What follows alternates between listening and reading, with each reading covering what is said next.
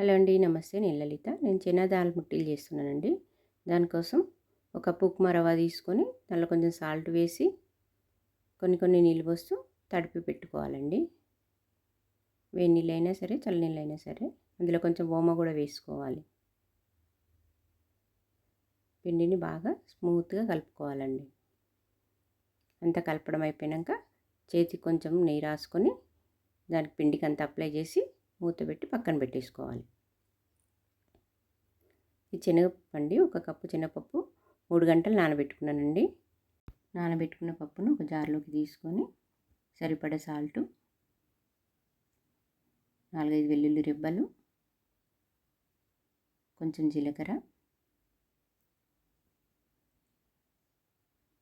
4 పచ్చిమిర్చి ముక్కలు, కొంచెం కరివేపాకు అన్నీ వేసినాక కొన్ని నీళ్ళు కూడా పోసుకొని కొంచెం బరకగా మిక్సీ పట్టుకోవాలండి.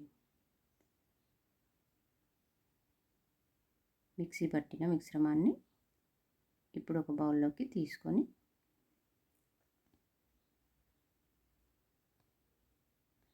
అందులో కొత్తిమీర వేసి అంతా మిక్స్ చేసుకొని పక్కన పెట్టుకోవాలి. అందులో ఉల్లిపాయలు కూడా వేసుకోవచ్చండి, మన ఇష్టం. ఇప్పుడు ఇందాక తడిపెట్టుకున్న పిండిని ఇంకా స్మూత్గా బాగా కలిపేసి దాన్ని 2 ముద్దలుగా విడదీసి ఒక ముద్దను పిండిలో ముంచేసి పొడి పిండితో చపాతీలాగా ఒత్తాలండి. చపాతీలాగా ఒత్తిన దాన్ని ఒక రౌండ్ బౌల్ తీసుకొని చిన్న చిన్న చపాతీలాగా కట్ చేసి పెట్టుకోవాలి.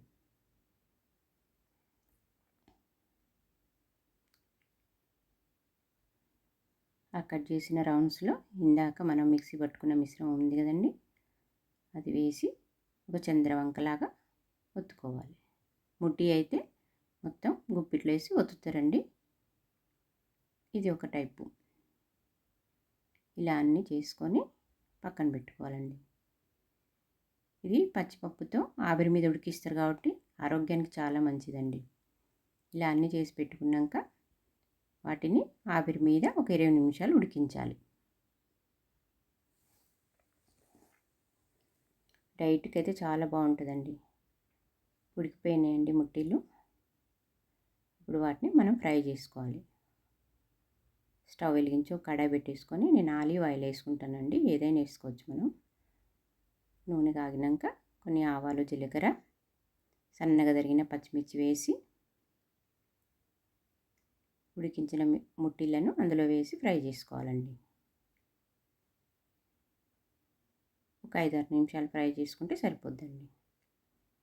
ఇప్పుడు వాటిని సాస్తో కానీ చట్నీతో కానీ మనం సర్వ్ చేసుకోవచ్చండి. ఎంతో రుచికరమైన ఆరోగ్యమైన ముట్టీలు రెడీ అయిపోయినాయండి.